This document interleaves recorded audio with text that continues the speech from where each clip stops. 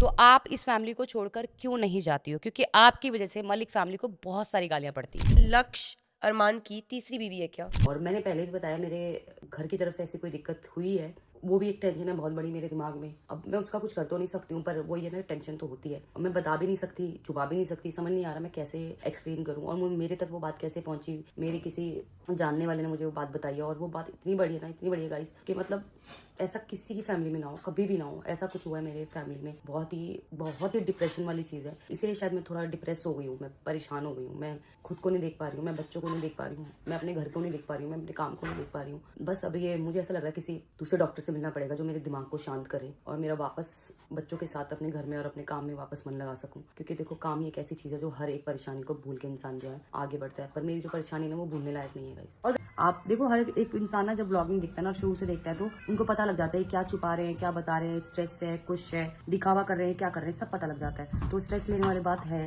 क्योंकि अब मैं आपको बता देती हूँ बात क्या है। एक और तो अब मैं बता देती हूँ प्रॉब्लम क्या है। प्रॉब्लम ये हुई है, मेरी फैमिली की साइड से आपने कभी किसी को नहीं देखा, ना मेरे माँ बाप, ना बहन भाई। हाँ, मैंने जब मैं बिग बॉस से आई थी तब शायद मैंने अपनी फोटोज, पुरानी फोटोज दिखाई थी। अगर वहाँ उस व्लॉग में मैंने अपनी मम्मी पापा की फोटो दिखाई होगी, तो वहाँ मेरे पापा की भी फोटो है। तो जो न्यूज़ मुझे ये मिली है कि मेरे जो फादर है ना, उनको ब्रेन हैमरेज हो गया, उनकी दिमाग की एक नस फट गई है, जिससे वो अभी हॉस्पिटल में है और उनका इलाज चल रहा है। और इतना मेरे को पता लगा है कि मतलब वो किसी को पहचान नहीं रहे।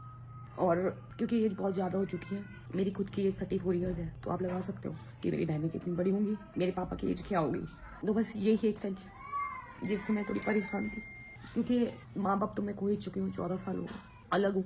लेकिन ये संतुष्टि होती कि नहीं, मेरे माँ बाप ठीक है। अब तक ऐसी कोई खबर नहीं आई थी, पर जब से खबर आई तब से बहुत टेंशन है। ना बात कर सकती हूँ, ना मिलने जा सकती हूँ, सिर्फ दुआ कर सकती हूँ, भगवान से प्रेयर कर सकती हूँ कि मेरे पापा को जल्दी से ठीक कर दें।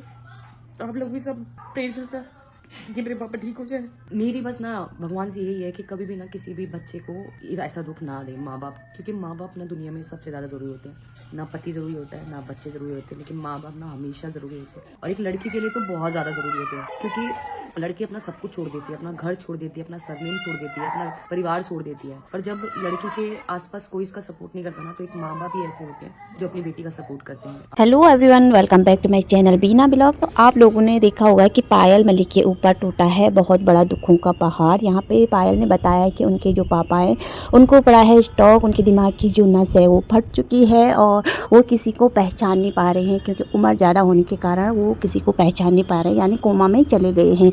इसीलिए पायल मलिक आजकल डिप्रेशन में है। और आप लोगों ने देखा होगा कि पायल मलिक कुछ दिन पहले हॉस्पिटल में एडमिट हो गई थी, जो कि कृतिका मलिक ने अपनी वीडियो के जरिए अपने ऑडियंस से शेयर किया है कि पायल मलिक को अटैक की संभावना हुई थी, इसीलिए उन्हें हॉस्पिटल में एडमिट करना पड़ा।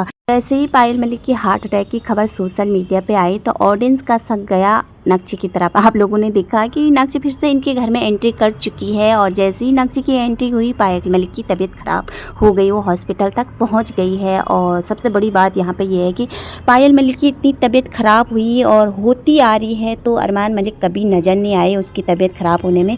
सभी को पता है कि पायल मलिक से ज़्यादा प्यार वो कृतिका मलिक से करते हैं और कृतिका मलिक के ज़्यादा करीब रहे। तो अब करते हैं नक्श के बारे में थोड़ा बात। नक्श को आप लोगों ने बहुत पहले इनके घर में देखा होगा सभी लोगों ने, और अरमान मलिक और नक्श बहुत सुर्खियों में रही, इनके अफेयर की खबर सोशल मीडिया पे चलती रही। यहाँ तक लोगों ने कहा कि अरमान मलिक और नक्श ने शादी कर ली है, कोर्ट मैरिज कर लिया है। नक्श अरमान मलिक की तीसरी वाइफ है, थर्ड वाइफ है। और जब इनका घर छोड़ा है नक्श ने, तो लोगों ने ये भी बोला है कि अरमान मलिक की दोनों वाइफ पायल मलिक और कृतिका मलिक को नक्श बिल्कुल पसंद नहीं थी, क्योंकि अरमान मलिक नक्श के ज़्यादा करीब जाते थे और नक्श देखने में भी ज़्यादा सुंदर थी, इनसे हॉट थी, तो इनको बिल्कुल भी नक्श पसंद नहीं थी। और इन्होंने धक्के मार के नक्श को घर से बाहर निकाला। तो फिर से नक्श इनके घर में एंट्री हुई और एक पॉडकास्ट आया था अभी इन लोगों का, जिसमें नक्श को पूछा गया है कि क्या आपने शादी करी, तो नक्श ने कहा नहीं, मैंने शादी नहीं की, हमारा वो प्रैंक वीडियो था। एक वीडियो आया था बहुत पहले जिसमें इन्होंने दिखाया था कि इन्होंने और अरमान मलिक ने कोर्ट मैरिज कर दिया, जिसमें चूड़ा वगैरह सब पहना था, नक्श ने बिंदी सिंदूर सब डाला था, और बाद में बोला था प्रैंक वीडियो है। मगर तब ऑडियंस की नज़र वहाँ गई, नक्श ने अपने हाथ पे संदीप नाम लिखवाया था, तो लोगों ने कहा कि ये नाम किसका है, क्योंकि वो नाम अरमान मलिक का भी है, संदीप का। तो नक्श ने वहाँ पे बोला नहीं, अरमान मलिक ने बोला कि वो नक्श का बॉयफ्रेंड है, उसका नाम संदीप है। तो आप लोगों ने जब यहाँ पे पॉडकास्ट में पूछा गया कि वो नाम क्यों लिखाया था, क्या आपका बॉयफ्रेंड था, तो नक्श ने कहा कि नहीं, मेरा कोई बॉयफ्रेंड नहीं है और ना मैंने अरमान मलिक से शादी की। तो लोगों ने बाद में ये भी सवाल किए थे नक्श से कि आपने अरमान मलिक को भाई क्यों नहीं बनाया, राखी क्यों नहीं पहनाई। तो नक्श ने कहा जब मेरा खुद का भाई है तो मैं दूसरों को भाई क्यों बनाऊँगी। और यहाँ पे लोगों ने ये भी बोला कि आपको अरमान मलिक कैसे रखते थे, तो वहाँ पे नक्श ने बोला जैसे वो अपनी दोनों वाइफ को मानते हैं, रखते हैं, वैसे वो मुझे भी रखते हैं। तो मुझे यहाँ पे कुछ समझ नहीं आया, क्योंकि पायल मलिक और कृतिका मलिक अरमान मलिक की वाइफ है और नक्श क्या है, उस घर में उनकी बच्चों की देखभाल करने वाली है या उसकी दोस्त है, क्योंकि और भी बहुत सारे लोग रहते हैं उस घर में, महिलाएं। उसके साथ तो अरमान मलिक ऐसा नहीं रहते हैं। आप लोगों को पता है कि अरमान मलिक बहुत रंगीले मिजाज के हैं, अक्सर वो सोशल मीडिया में सुर्खियों में बने रहते हैं, मतलब बहुत सारे अफेयर के बारे में भी रहते हैं, लड़ाई झगड़ा हर चीज़ के बारे में सोशल मीडिया पे वो अक्सर बने रहते हैं। तो सब ने अंदाज़ा लगाया कि यही कारण होगा, नक्श का घर वापसी का कारण ही पायल मलिक का अटैक और डिप्रेशन में जाने का होगा। मगर आज पायल मलिक ने क्लियर कर दिया कि वो डिप्रेशन में क्यों है, उनकी तबीयत ख़राब क्यों है, क्योंकि उनके पापा को स्ट्रोक, मतलब दिल नस फट गई है दिमागी, इसीलिए वो परेशान है। क्योंकि माँ बाप चाहे बच्चों से बात करे ना करे, बच्चे माँ बाप से बात करे ना करे, खासकर लड़कियाँ, मगर लड़कियों को अपने माँ बाप की चिंता ज़िंदगी भर रहती जब तक वो जीवित है। और हम भी प्रे करते हैं कि आपके पापा जल्दी से ठीक हो जाएंगे। या भैया मैं क्या बोल सकती हूँ कि मेरे पापा को भी ऐसी नस फटी थी और वो इस दुनिया में नहीं रही, और मेरी मम्मी की भी अभी 4 तारीख को डेथ हो गई, उनके भी ऐसी दिमाग में स्ट्रोक पड़ गया था, वो भी इस दुनिया में नहीं रही। तो ये बहुत बड़ी भयंकर और गंभीर समस्या भी है, बीमारी भी है, और उम्र भी होती है कि कोई इंसान कितनी जल्दी अपने को रिकवर करता है और कोई नहीं कर सकता है। तो हम तो परे ही कर सकते हैं भगवान को।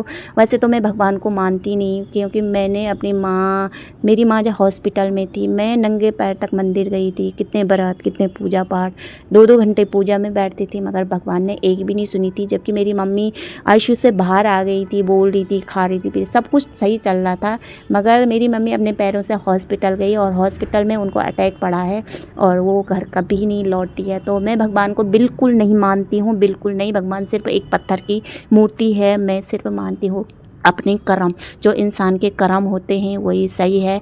और ना ही मैं ये मानती हूँ कि आज के ज़माने में भलाई करो तो भलाई होगा, क्योंकि मेरी मम्मी ने इतने पुण्य के काम किए थे। आज जब वो इस दुनिया से चले गई ना, तो बहुत सारे लोग रो रहे हैं कि भैया हम उस भगवान को एक बार दर्शन करना चाहते थे अंतिम क्षण में, मगर हमारा ये मतलब ऐसा कर्म नहीं किए होंगे हमने कि हम उसके भगवान के दर्शन करना चाहते। तो इसको बोलते हैं नाम कमाना। मेरी माँ ने बहुत नाम कमाया था और हमें गर्व है कि हम उसकी बेटियाँ हैं। तो आज के वीडियो यहीं पे एंड करते हैं, मिलते हैं नेक्स्ट वीडियो में। अगर वीडियो अच्छा लगे तो प्लीज़ लाइक, सब्सक्राइब और कमेंट जरूर करना। बाय।